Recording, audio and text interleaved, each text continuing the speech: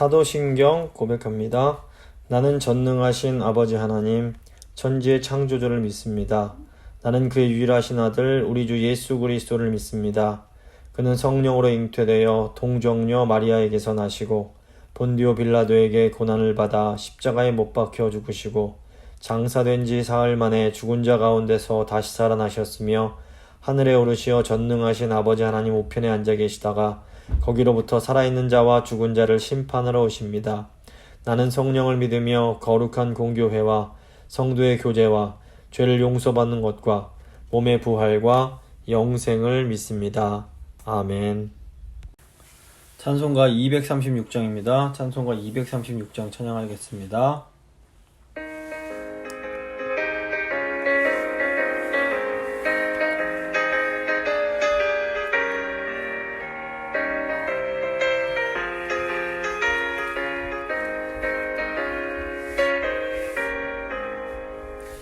우리 모든 수고 끝나 세상 장막 벗고서 모든 근심 걱정 사라진 후에 주를 뵙고 성도와 함께 멸류관을 쓰리라. 새 예루살렘에서 성도들이 함께 노래하리라. 새 예루살렘 새 예루살렘 호산나를 부르고 너희 왕을 맞으리.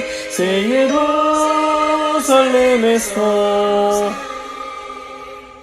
가는 길이 외로워도 주님 나를 붙드니 시험 환난 근심 걱정 없으며 주를 믿고 따라가면 그의 뜻을 알리라. 새 예루살렘에서 성도들이 함께 올 때 기뻐 노래하리라. 새 예루살렘 새 예루살렘 호산나를 높이 불러 왕의 왕을 맞으리. 새 예루살렘에서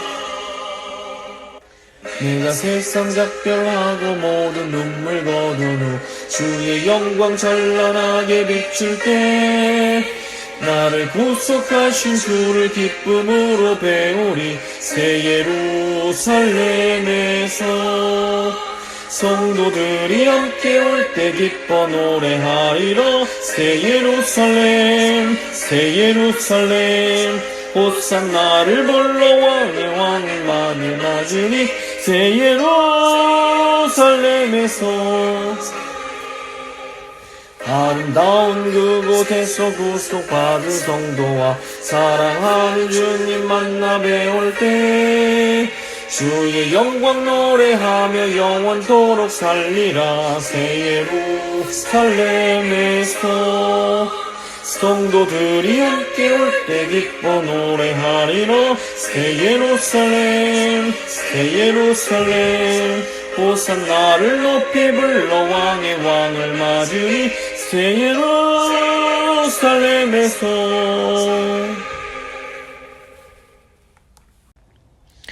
살아계신 하나님 감사합니다. 오늘도 저희를 하나님의 말씀 가운데로 불러주신 이 은혜에 진심으로 감사드립니다. 하나님, 온 세상이 이 코로나 질병으로 인해서 신음하고 있습니다. 인간적으로 세상만 바라보면 참 답답하고 어려운 현실입니다. 하지만 주님께서는 말씀을 통해서 저희에게 새 하늘과 새 땅에 약속을 주시고 이를 통해 저에게 새로운 소망을 주십니다. 아버지, 주님의 그 약속에 감사드립니다. 하나님, 믿는 자들에게는 말씀에서 오는 그 확신이 있기에 아버지, 아무리 현실이 힘들고 어려울지라도 저희가 인내할 수 있고 버틸 수 있고 정말 낙심하지 않을 수 있음을 고백합니다. 아버지, 말씀 통해서 하나님의 약속을 다시 한번 듣게 하시고 그 약속 가운데에서 참 소망과 참 기쁨을 경험하는 이 시간 될 수 있도록 주여 저희를 붙들어 주시옵소서. 성령님, 저희와 함께 하셔서 말씀 통하여 깨달음을 주시고 이 본문의 말씀을 통해서 예수님의 음성을 들을 수 있도록 주여 도와주시옵소서. 감사드리며 귀하신 우리 주 예수 그리스도의 이름으로 기도드립니다. 아멘. 오늘 주신 하나님 말씀은 요한계시록 21장 1절부터 8절까지의 말씀입니다. 요한계시록 21장 1절부터 8절까지의 말씀 제가 한번 읽어드리겠습니다. 또 내가 새 하늘과 새 땅을 보니 처음 하늘과 처음 땅이 없어졌고 바다도 다시 있지 않더라. 또 내가 보매 거룩한 성 새 예루살렘이 하나님께로부터 하늘에서 내려오니 그 준비한 것이 신부가 남편을 위하여 단장한 것 같더라. 내가 들으니 보좌에서 큰 음성이 나서 이르되 보라 하나님의 장막이 사람들과 함께 있음에 하나님이 그들과 함께 계시리니 그들은 하나님의 백성이 되고 하나님은 친히 그들과 함께 계셔서 모든 눈물을 그 눈에서 닦아주시니 다시는 사망이 없고 애통하는 것이나 곡하는 것이나 아픈 것이 다시 있지 아니하리니 처음 것들이 다 지나갔음이러라. 보좌에 앉으신 이가 이르시되 보라 내가 만물을 새롭게 하노라 하시고 또 이르시되 이 말은 신실하고 참되니 기록하라 하시고 또 내게 말씀하시되 이루었도다. 나는 알파와 오메가요 처음과 마지막이라. 내가 생명수 샘물을 목마른 자에게 값없이 주리니 이기는 자는 이것들을 상속으로 받으리라. 나는 그의 하나님이 되고 그는 내 아들이 되리니 그러나 두려워하는 자들과 믿지 아니하는 자들과 흉악한 자들과 살인하는 자들과 음행하는 자들과 점술가들과 우상 숭배자들과 거짓말하는 모든 자들은 불과 유황으로 타는 못에 던져지리니 이것이 둘째 사망이라. 아멘. 이제 오늘은 새 하늘과 새 땅이란 제목으로 요한계시록 51강 한번 같이 함께 나누고 기도하도록 하겠습니다. 요한계시록은 총 22장으로 되어 있는데 네 부분으로 나눠줄 수가 있습니다. 여러 번 말씀드렸는데 1장부터 3장 보시면 일곱 촛대에 대한 환상이 나오는데 이제 이 일곱 촛대는 이 땅에 있는 모든 교회를 대표하는 소아시아 일곱 교회를 이제 상징하는 것이라고 할 수 있습니다. 그리고 이제 4장부터 16장 보시면 세 가지 일곱 재앙이 나옵니다. 일곱 인재앙, 일곱 나팔재앙, 일곱 대접재앙인데 이 재앙들은 이 하나님을 대적하는 세상 나라에 대한 심판을 이제 상징하는 거라고 볼 수 있습니다. 그리고 저희가 이제 지난 시간까지 다뤘던 17장부터 20장은 큰 성 바벨론의 심판에 대한 환상입니다. 이건 역시 이제 하나님을 대적하는 이런 세력이 하나님 앞에서 심판받은 것을 이제 보여주는 것이라고 볼 수 있습니다. 그리고 이제 마지막으로 요한계시록 21장부터 22장은 네 번째 환상인데 거룩한 성 새 예루살렘으로 이렇게 완성되는 교회의 모습을 이제 보여준다고 볼 수 있습니다. 그래서 성경은 하나님께서 하늘과 땅을 창조하시고 아담과 하와를 창조하셔서 인간 공동체를 창조하시는 것으로 이제 시작을 하고 가장 마지막에 하나님께서 다시 새 하늘과 새 땅을 창조하시고 새로운 인간 공동체인 이 교회를 완전하게 새롭게 하시는 것으로 이제 끝이 나게 됩니다. 창세기 1장, 2장은 하나님께서 하늘과 땅 그리고 인간을 창조하시는 내용이고 특별히 창세기 2장은 하나님이 창조하신 아담과 하와가 그 인간 공동체를 이루는 내용이 됩니다. 그런데 이제 성경의 마지막 부분인 요한계시록 21장은 하나님께서 새 하늘과 새 땅 그리고 새 예루살렘을 창조하시는 내용이 됩니다. 여기서 이제 새 예루살렘이 구원받은 교회 공동체를 의미합니다. 요한계시록 21장 그 이제 뒷부분부터 22장까지 이 새 예루살렘이 좀 더 자세히 설명이 됩니다. 저희가 이제 수요 예배를 드릴 때에 구약을 계속해서 배우고 있는데 그 구약이 이제 히브리어로 주로 쓰여졌는데 히브리 문학에는 이 교차대구 구조가 있다라고 말씀을 드렸습니다. 이 교차대구 구조는 이 한 가운데를 중심으로 해서 동일한 내용이 그 겉을 X자로 싸고 있는 구조인데 이제 지금 그 보시는 이 요한계시록 21장 1절부터 5절까지의 내용은 이 교차대구 구조로 되어 있습니다.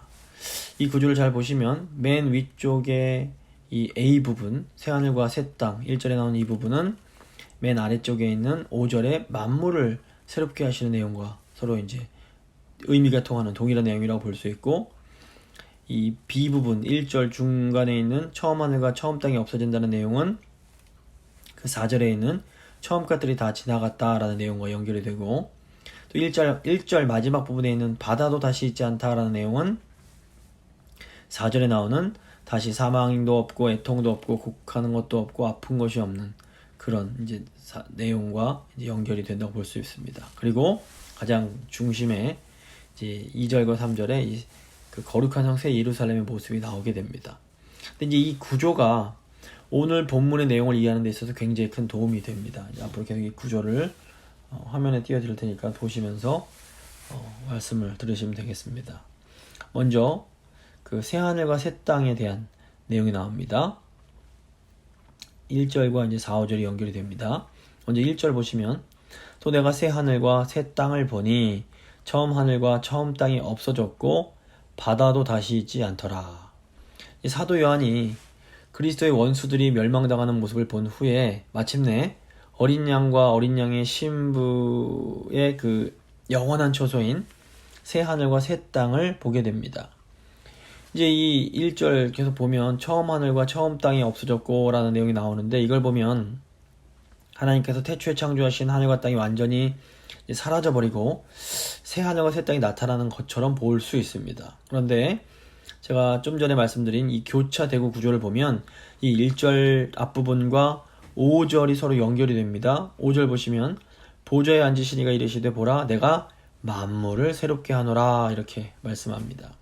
여기서 만물을 새롭게 하신다라는 것은 이미 기존에 존재하던 것을 완전히 없애는 것이 아니라 존재하던 것을 새롭게 하는 일종의 갱신, 영어로 리뉴얼을 의미합니다. 저희가 이제 여권을 보면, 패스포트를 보면 이 기간이 만료가 되면 여권을 갱신을 해야 됩니다. 운전면허 정도 마찬가지인데, 근데 이제 이게 갱신을 하면 그 외적인 모양은 새롭게 이제 변하지만 그 여권의 주인 자체, 면허증의 주인 자체가 변하는 것은 아닙니다. 그래서 지속되는 부분이 있는 겁니다. 그래서 1절에서 사도 요한이 본 새하늘과 새 땅이 이렇게 5절에 나오는 갱신의 의미라면, 이 새하늘과 새 땅은 기존의 모든 것들이 다 사라지고 이렇게 재창조되는 것이 아니라 하나님께서 태초에 창조하셨던 그 하늘과 땅이 이렇게 새롭게 갱신되는 것으로 볼 수 있습니다. 그래서 신학적으로는 이 새 하늘과 새 땅에 대한 크게 두 가지 견해가 있습니다. 기존에 존재하던 모든 것이 완전히 다 사라지고 완전히 모든 것이 새롭게 창조된다고 보는 이 재창조설이 있고, 기존에 존재하던 것들이 이렇게 새롭게 하나님의 은혜로 갱신되는 것으로 보는 갱신설이 있습니다. 이게 하나님이 창조하신 모든 것이 이제 완전히 새롭게 된다라는 점에서는 재창조설이나 또는 갱신설이 크게 차이는 없다고 볼 수 있습니다. 이 재창조는 죄악된 모든 것이 완전히 제거되는 것을 이제 강조하는 것이라면, 이 갱신은 하나님이 창조하신 것의 이 선한 것들은 그래도 이렇게 이어지고 지속되는 것이 있을 거라고 보는 겁니다. 예를 들어서 이 핸델의 메시아와 같은 이런 아름다운 하나님을 찬양하는 음악이나 또 미켈란젤로의 천지의 창조와 같은 이런 작품을 그 재창조에 따르면 볼 수가 없는 겁니다. 깨끗하게 인간이 모든 만들어 놓은 것들은 다 제거되고 하나님께서 만물을 모든 것을 완전히 새롭게 창조하신다는 겁니다.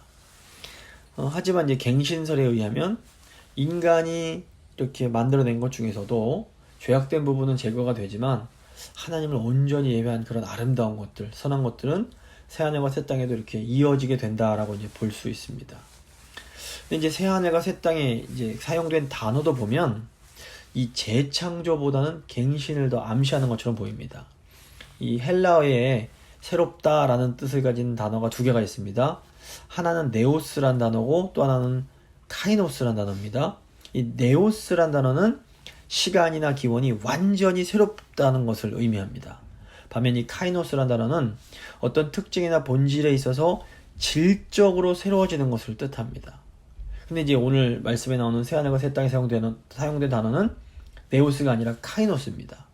그래서 이 새하늘과 새 땅이 기존에 있던 것이 완전히 사라지고 모든 것이 새롭게 다시 생겨난다는 것이라기보다는 하나님이 태초에 창조하셨던 이 하늘과 땅이 이 질적으로 완전히 이렇게 새롭게 변화되고 갱신되는 것을 의미한다고 볼 수 있습니다. 그래서 우리 예수님께서 가나의 혼인잔치에서 물로 포도주를 만드셨는데, 이것처럼 기존에 있던 것이 뭐 물에서 포도주가 된 것은 질적으로 완전히 변화가 된 건데 마찬가지로 이 땅에 이제 있는 모든 죄악된 것들은 완전히 제거가 되고 하나님이 기존에 창조하신 것들을 완전 질적으로 새롭게 바꾸신다. 이제 이것이 이제 그 갱신으로 이 새하늘과 새 땅을 해석하는 겁니다. 로마서 8장에 나오는 이 피조물의 해방도 재창조보다는 갱신을 더 이렇게 지지하는 것처럼 보입니다. 로마서 8장 19절부터 22절 보시면 피조물이 고대하는 바는 하나님의 아들들이 나타나는 것이니 피조물이 허무한데 굴복하는 것은 자기 뜻이 아니요 오직 굴복하게 하시는 이로 말미암음이라. 그 바라는 것은 피조물도 썩어짐의 종노릇한 데서 해방되어 하나님의 자녀들의 영광의 자유에 이르는 것이니라. 피조물이 다 이제까지 함께 탄식하며 함께 고통을 겪고 있는 것을 우리가 아느니라. 사도 바울은 현재 피조물들이 이 피조물의 대표인 인간의 죄 때문에 지금 이 썩어짐의 종노릇을 하고 있지만 장차 예수님께서 재림하시고 이 피조물의 대표인 교회의 구원이 완전히 완성이 되면 현재 이 부패에서 해방이 돼서 새롭게 구속받게 될 거라고 이렇게 말을 합니다. 이걸 보면 이제 이 현재 피조물들이 완전히 다 없어지는 것이 아니라 새롭게 이제 그 죄로부터 해방되어서 새롭게 이렇게 갱신되는 거라고 보여집니다. 예수님이 이 땅에 다시 오실 때에 이 땅에 속해 있던 악한 것들은 모두 다 완전히 제거가 될 것입니다. 하지만 하나님이 창조하신 세상이 완전히 소멸되어 사라지는 것이라기보다는 도리어 죄악된 것은 완전히 없어지지만 하나님이 만들어 오신 아름답고 선한 것들은 이렇게 지속되면서 질적으로 변화가 된다라고 볼 수 있습니다. 그래서 지금 우리가 사는 하늘은 어떻게 보면 물리적인 하늘과 영적인 하늘로 이제 구분이 됩니다. 그래서 물리적인 하늘을 보면 뭐 지구에 대기권이 있고 그걸 지나고 나면 광활한 우주가 나타납니다. 근데 지금 우리가 살고 있는 대기는 아주 심하게 오염이 되어 있습니다. 그래서 뭐 뉴스를 보면 오존층도 뚫리고 있고 뭐 이산화탄소, 일산화탄소 때문에 이상기후도 나타나고 있습니다. 또 이 지구 바깥에 있는 우주에 보면 우주 쓰레기들도 굉장히 많다고 합니다. 하지만 이런 물리적 우주 너머에 하나님께서 계신 그 하늘이 있습니다. 이곳은 뭐 우주선을 타고 간다고 해서 이렇게 물리적으로 접근할 수 있는 곳은 아닙니다. 성경에 나오는 에녹과 엘리야가 그 영적 하늘에 들어갔고 또 부활하신 예수님께서 들어가신 곳이 이 영적인 하늘입니다. 중요한 것은 예수님이 재림하시고 하나님이 만물을 새롭게 하실 때에 이 새 하늘은 물리적인 하늘과 이 영적인 하늘이 하나로 합쳐진 하늘이라는 겁니다. 지금은 이게 이제 잘 분리가 되어 있지만 이 예수님께서 재림하시면 이제 이 물리적 하늘과 영적 하늘이 놀라운 방법으로 이제 결합이 된다고 볼 수 있습니다. 마치 예수님의 부활하신 육체가 완전히 새롭게 되는 것과 비슷하다고 볼 수 있습니다. 이 새 하늘은 뭐 지금 저희가 겪고 있는 오염 같은 것 때문에 어려움을 겪지 않고 항상 하나님의 영광을 이제 선포하게 될 겁니다. 현재는 지금 저희가 살고 있는 땅도 지나치게 개발이 되고 자원도 뭐 이렇게 고갈이 되고 있습니다. 또 인구의 증가나 뭐 이렇게 죽은 자들이 많기 때문에 무담의 문제들 여러 가지 땅이 문제를 안고 있습니다. 하지만 하나님께서 새롭게 만드시는 땅은 이런 인간적인 차원의 문제가 제거된 아름다운 동산이 될 것입니다. 그래서 예수님께서 재림하실 때 하나님은 에덴 동산을 만드신 것처럼 완전히 새로운 하늘과 땅을 만드실 겁니다. 하지만 하나님은 우리가 이 땅에서 주님을 위해서 열심히 일하고 선하고 아름다운 문화를 창조한 것에 대해서는 다 없애지 않으시고 그것들을 통해서도 영광을 받으실 겁니다. 그렇기 때문에 우리가 이 땅을 사는 동안에 뭐 어떤 일을 하든 죽게 하듯 최선을 다해서 하나님의 영광을 위해서 해야 되는 겁니다. 어차피 없어질 일 대충 하자 이게 아니라 하나님께서 우리가 최선을 다해서 주님 위해서 하는 일들은 다 기억하시고 죄는 제거하시지만 그 선한 것들은 갖고 가신다는 겁니다. 또 이제 1절의 후반부에 보시면 바다가 다시 있지 않더라 라는 표현이 나오는데 이건 역시 이제 눈에 보이는 지금 저희가 보는 바다가 사라진다라기보다는 요한계시록에 나오는 이 바다의 그런 상징의 의미가 강합니다. 요한계시록 보시면 짐승이 바다에서 올라옵니다. 바다에서 나온 짐승은 이 성도들의 신앙의 그 순수성을 위협하는 존재였습니다. 그래서 이런 존재를 만들어내는 악한 바다가 이 새 창조의 때에는 더 이상 존재할 수가 없는 겁니다. 그래서 이 바다는 오늘날 이 땅에 존재하는, 이 세상에 존재하는 그 악을 상징한다고 볼 수 있습니다. 모든 강물들이 흘러서 바다에 모이는 것처럼 세상 사람들의 생각과 가치관이 다 모이면 거대한 세상적 가치관, 악한 가치관이 생겨나게 됩니다. 바다는 인간의 부패한 본성이 모인 거대한 악을 상징하는 거라고 볼 수 있습니다. 따라서 바다가 사라지는 것은 이 세상의 악한 것들이 영원히 없어지게 된다는 것을 의미합니다.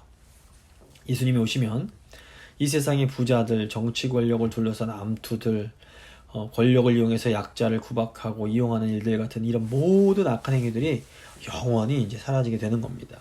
그래서 1절과 대꾸를 이루는 4절을 보시면 바다가 다시 있지 않게 된다는 것의 구체적인 내용이 무엇인지를 이제 저희가 알 수 있습니다. 4절 후반부 보시면 다시는 사망이 없고 애통하는 것이나 곡하는 것이나 아픈 것이 다시 있지 아니하리니.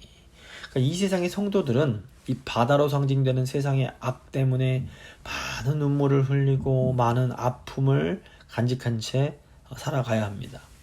때로는 그래서 삶이 싫고 고통스럽고 힘들 때가 많습니다. 또 애통하는 것, 곡하는 것, 아픈 것이 우리를 힘들게 하기도 합니다. 특별히 요즘 이제 보시면 코로나 때문에 많은 이제 어른들이 돌아오고 이제 세상을 떠나고 계신데 이런 죽음 같은 것들이 사람들을 많이 두렵게 만듭니다. 그런데 하나님은 예수님께서 재림하실 때에 이런 모든 것들이 다 없어질 거라고 말씀하십니다. 장차 새하늘과 새 땅이 오면 그때는 죽는 것이 없어집니다. 하나님은 이 세상에서 지금 우리가 흘리고 있는 눈물을 다 알고 계십니다. 하나님은 우리 마음의 고통과 아픔도 아시고 그리고 죽음의 순간에도 우리와 함께 해주십니다. 하나님은 근데 중요한 것은 우리에게 부활의 시간이 있음을 알려주십니다. 우리가 이제 이때 새로운 몸으로 부활을 하게 되는데 그때는 절대로 아픈 것이나 죽는 것이 없는 겁니다. 그때가 되면 몸을 가지고 영원히 늙지도 않고 영원히 아프지도 않고 영원히 하나님의 복을 누리면서 살게 됩니다. 그런데 이상하게 하나님은 우리가 누릴 이 영광에 대해서는 그렇게 많이 알려주시진 않습니다. 어떻게 보면 되게 상징적으로 알려주시고 우리가 정말 사도 바울이 말했던 것처럼 구릿 거울을 보는 것처럼 희미하게 볼 수밖에 없습니다.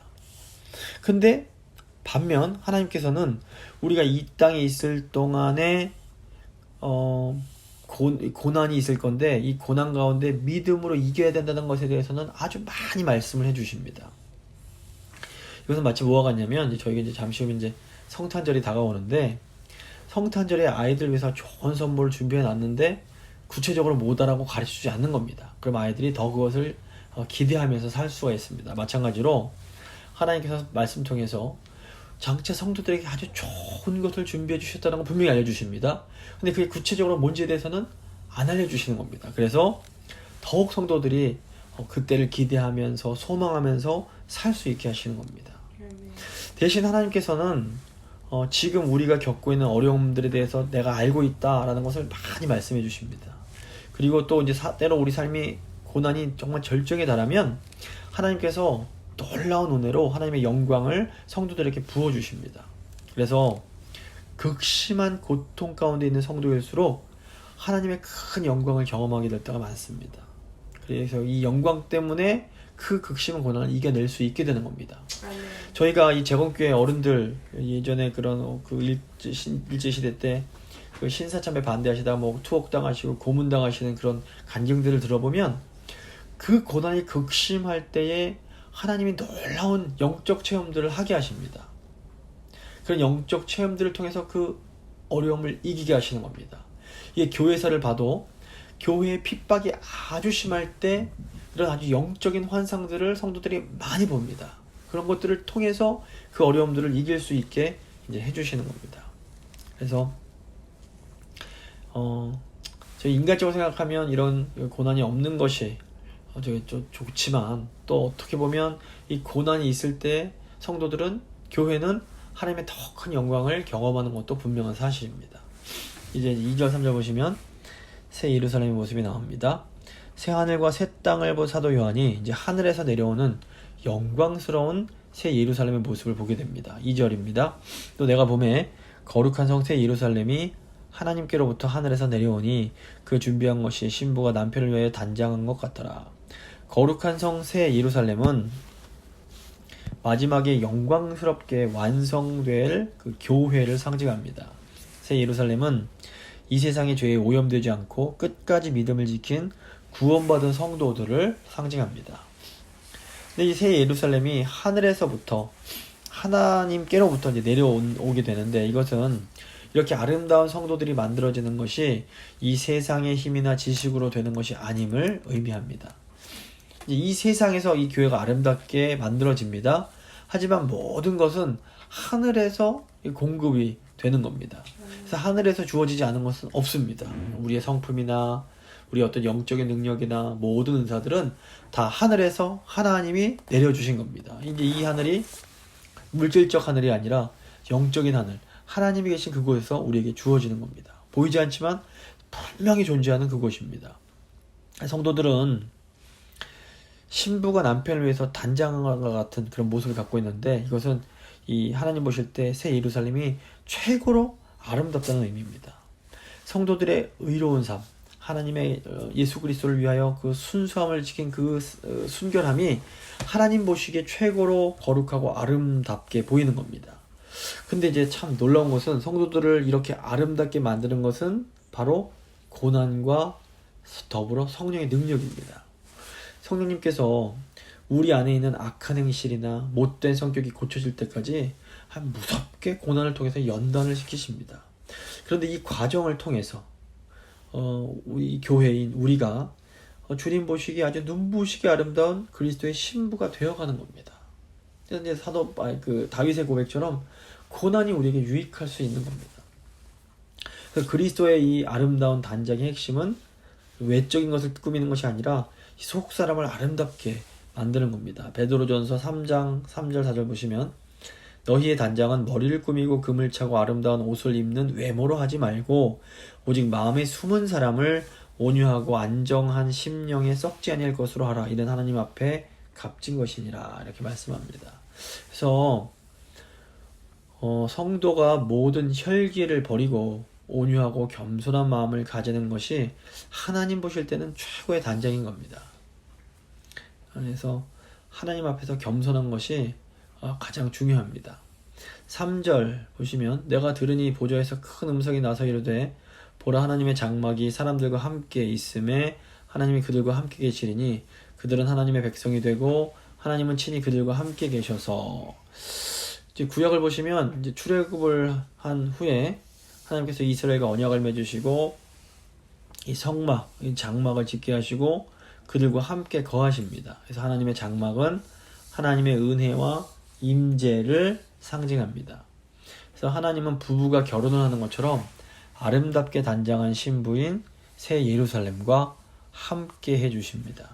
그러니까 우리는 이때 하나님의 이제 그 신부가 되기 때문에 남편이신 하나님의 모든 것을 누릴 수 있는 자격을 얻게 되는 겁니다. 결혼한 부부들은 한 방에서 잠을 같이 잡니다. 정상적인 부부는 모든 것을 함께 나눕니다. 결혼을 통해서 서로의 모든 자격과 권리를 함께 누릴 수 있는 그런 자격을, 권리를 얻게 되는 겁니다. 그래서 아내는 남편의 옆자리를 당당하게 요구할 권리가 있는 겁니다. 고린도서 3장 18절 보시면 우리가 다 수건을 벗은 얼굴로 거울을 보는 것 같이 주의 영광을 보매 그와 같은 형상으로 변화하여 영광에서 영광에 이르니 곧 주의 영으로 말미암음이니라. 그러니까 우리는 궁극적으로 이제 하나님과 같은 형상으로 변하게 됩니다. 삼위 하나님과 같은 영광 가운데 눈으로 하나님을 보면서 하나님을 만나고 하나님의 사랑을 직접 체험할 수 있게 되는 겁니다. 이게 어떤 것인지 저희가 지금은 다 상상할 수 없지만 어마어마한 큰 기쁨이 있는 겁니다. 그래서 하나님이 사람을 창조하신 근본적인 이유가 이 영광 가운데 함께 영원히 있게 하시기 위함입니다.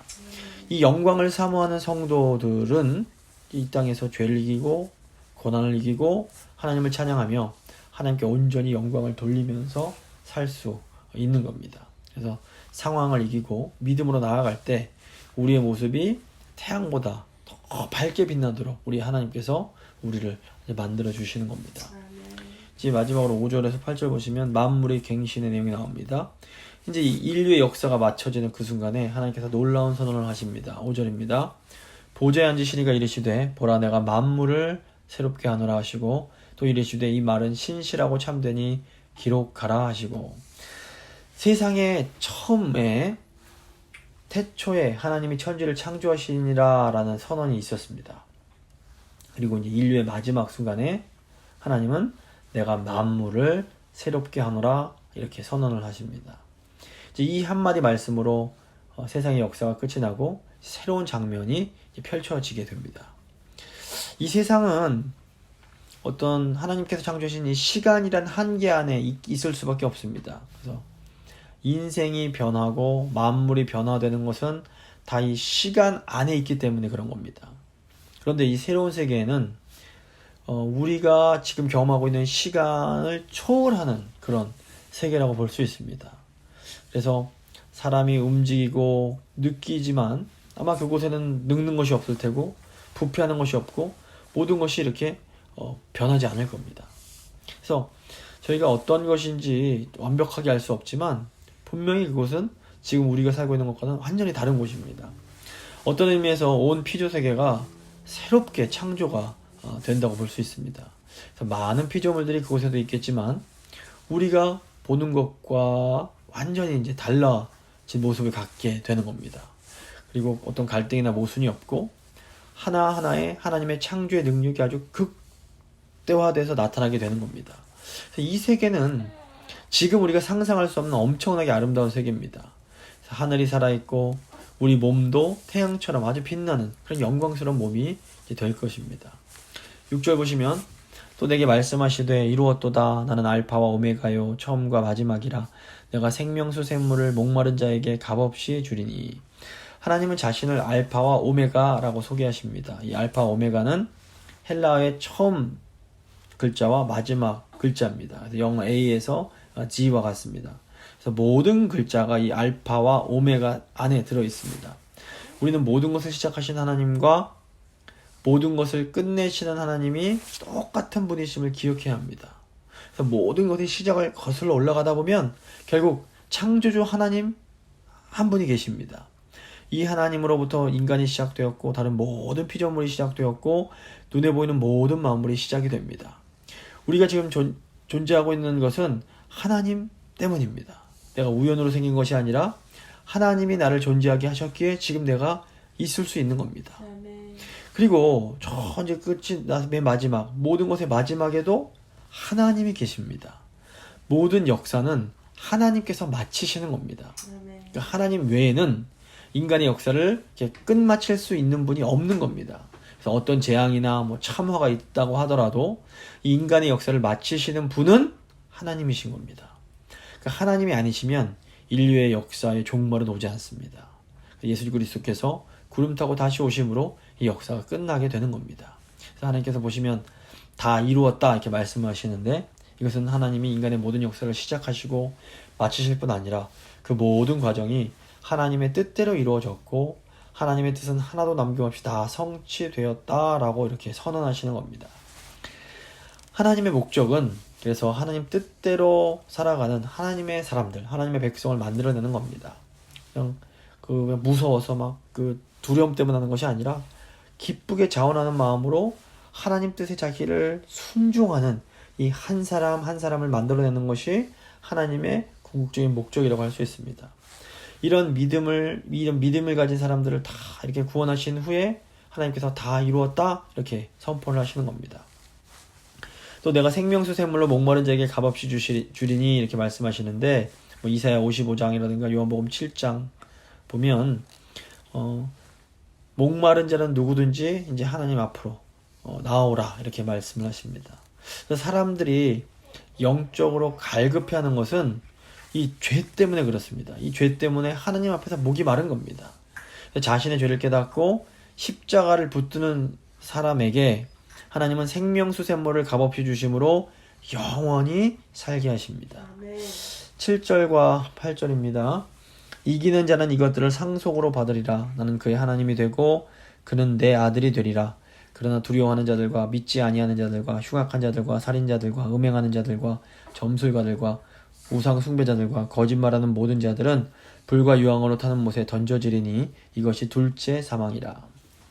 이제 이기는 자는 성령의 그 능력으로 죄를 이기는 사람들입니다.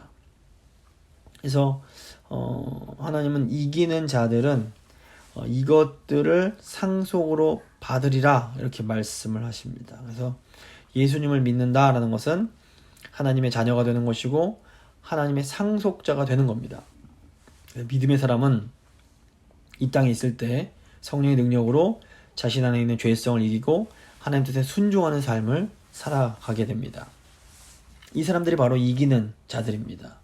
이들에게 하나님은 모든 존귀한 것들을 다 유업으로, 기업으로 주십니다. 그래서 하나님의 존귀와 영광이 이 사람들의 것이 되는 겁니다. 하지만 반면에 하나님 뜻이 아니라 자기 마음대로 살아서 결국 멸망으로 가는 그런 사람들도 있습니다. 7가지 이름으로 이제 이들의 특징을 이제 설명하는데, 첫 번째로 이 멸망하는 자들은 두려워하는 자들로 불립니다. 이 사람들은 이 세상 사람들의 비난이나 자기 안의 이기심 때문에 하나님을 믿지 못하고 죄에 여전히 머뭅니다. 이 비난이나 버림을 두려워하기 때문에 이 세상 사람들을 떠나지를 못합니다. 둘째로 믿지 않는 자들이 있습니다. 이 사람들은 자기 생각을 고집하면서 복음을 거부합니다. 셋째로 이들은 흉악한 자로 불리는데, 하나님을 두려워하지 않는 사람은 자기 마음대로 생각하고 행동하기 때문에 아주 끔찍한 것까지 나아가게 됩니다. 넷째로 살인자들입니다. 이들이 아주 극도의 분노로 상대방의 인격을 밟으며 사람으로선 도저히 해서는 안 되는 그런 선을 넘어가는 사람들입니다. 다섯째, 음행하는 자입니다. 거룩한 침상을 더럽히고 남자와 여자의 성을 남용하는 자는 이게 사실 하나님께 상처를 주는 겁니다. 그래서 모든 종류의 음행은 하나님의 형상을 짓밟는 것이라고 할 수 있습니다. 이 시대가 정말 음행이 극에 달하고 있는데 제가 좀 잘 생각해 볼 필요가 있습니다. 여섯째, 점술가입니다. 귀신의 능력을 의지해서 어떤 특별한 힘을 행하는 것인데, 이제 이거는 귀신의 앞잡이고 지옥의 앞잡이라고 볼 수 있습니다. 일곱째로 우상 숭배자입니다. 하나님께 영광 돌리기를 거부하고 다른 것을 하나님보다 더 섬기고 숭배하는 겁니다. 현대 우상은 사실 자기 자신일 때가 많습니다. 자기 자신을 우상으로 섬기고 돈을 우상으로 섬기고 그런 사람들이 너무너무 많이 있는 겁니다. 그래서 이렇게 성령의 능력으로 믿음으로 살지 않는 자들은 결국 불과 유황으로 타는 불못으로 던져지게 됩니다.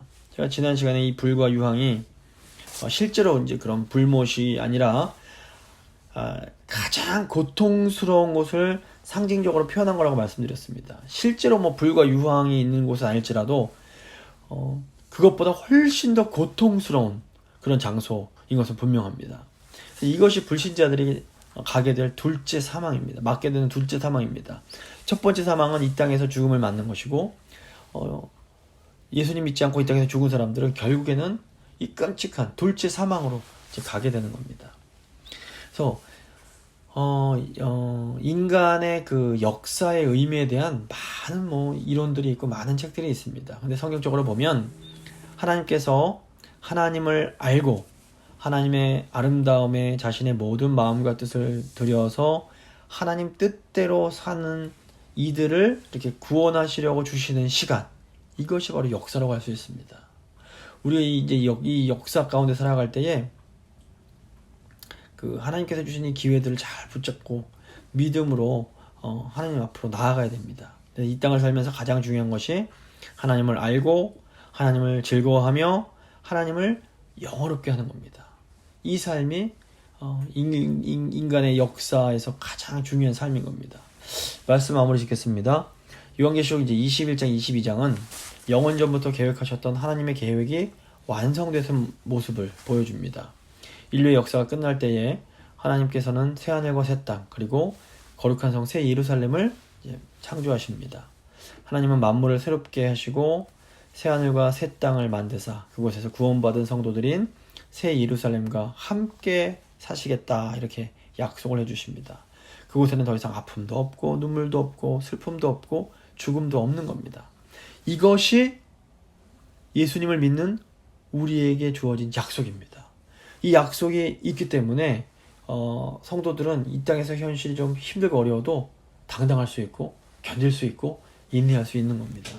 지금 코로나 때문에 참 많이 힘들고 어려운 상황인데 그럼에도 불구하고 우리가 이 마지막에 하나님께서 우리에게 주신 이 약속을 꽉 붙잡고 이 약속을 누리면서 좀 이 땅을 좀 살아갈 수 있기를 바랍니다. 한번 기도하실 때 하나님 이 귀한 약속, 이 마지막 때 이 귀한 약속 주신 거 너무 감사합니다.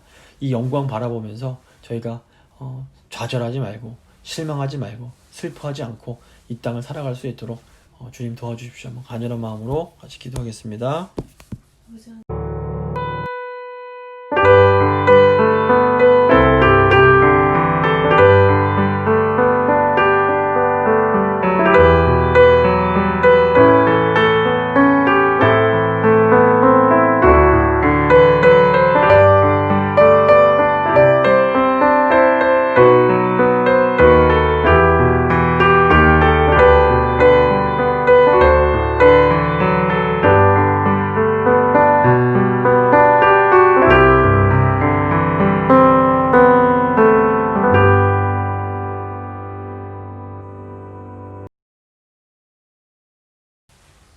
기도하시겠습니다. 살아계신 하나님 감사합니다.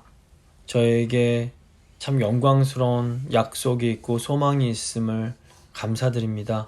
하나님, 저희를 거룩한 성 새 예루살렘으로 만들어가고 계신 것 진심으로 감사드립니다.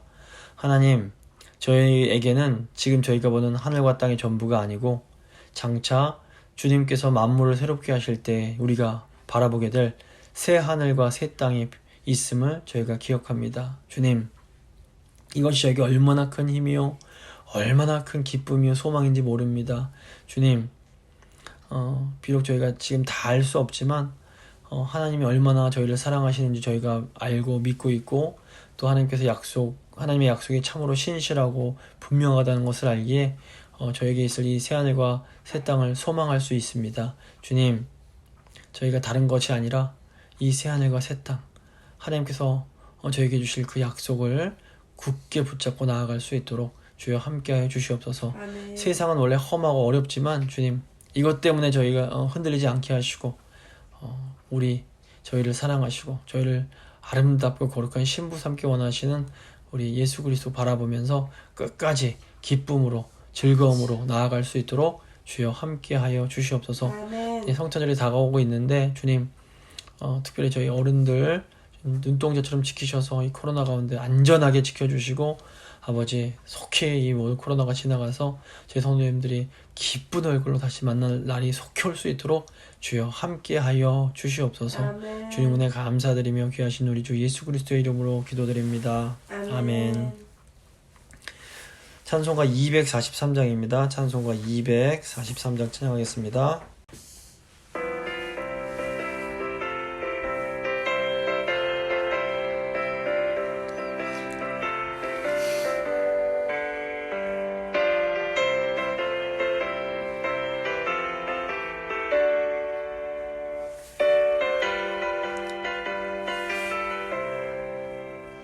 저 요단강 건너편에 화려하게 베는 집 나를 위해 예비하신 집일세.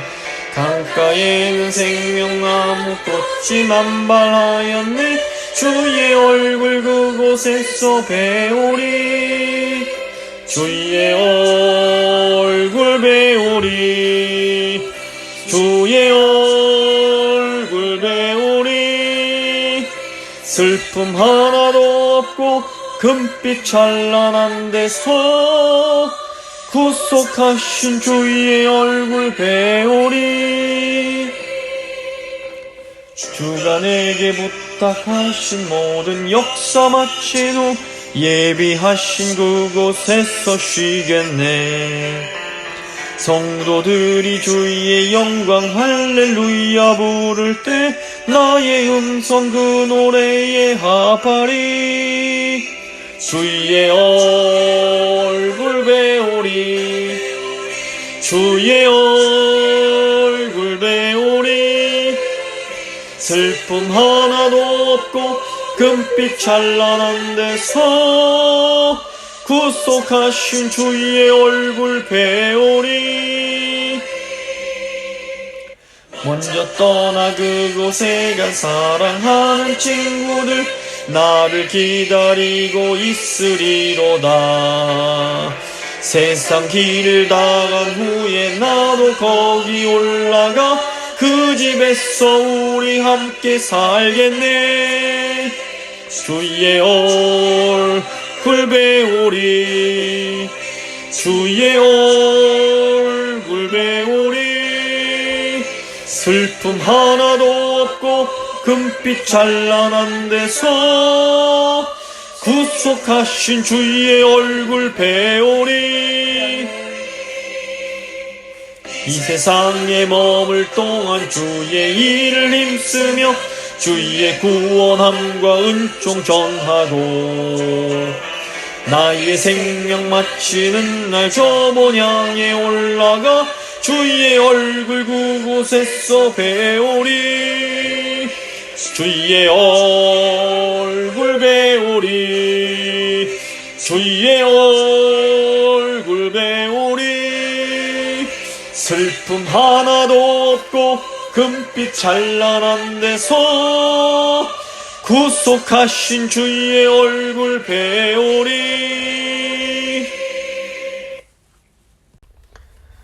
주님 가르쳐 주신 기도로 예배 마치도록 하겠습니다.